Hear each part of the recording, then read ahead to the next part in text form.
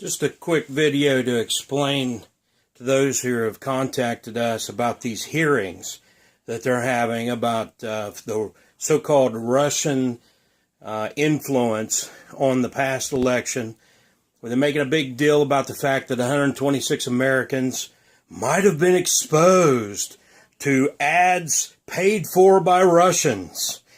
And there's so many things to go into about this, but the basic issue is the hypocrisy. Let me just put it this way. Our leaders, including Lindsay and all the rhinos, they think you are stupid.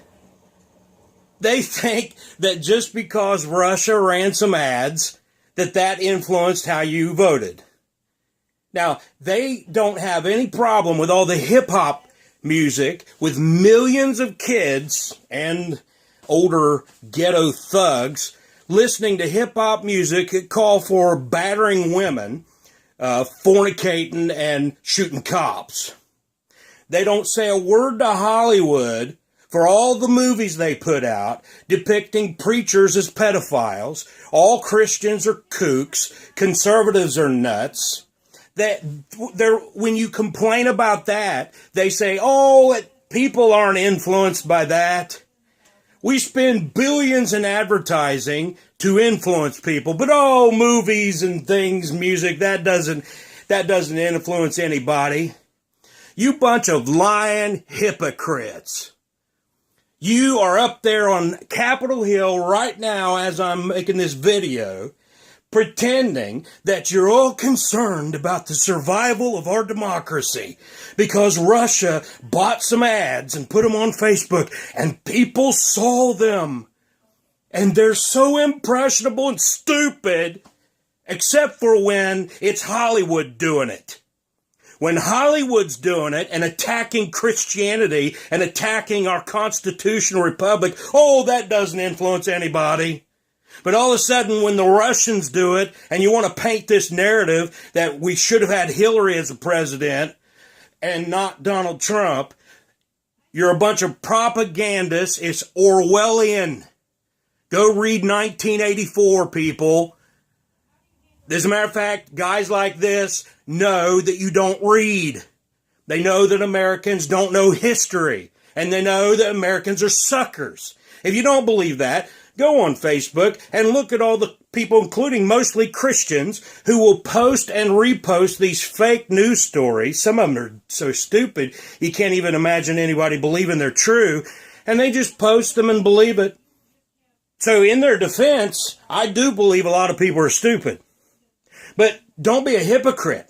If you really believe, Mr. Graham, and the rest of you rhinos and liberals, progressives up there, if you really believe that we're that stupid, then you need to do something about Hollywood.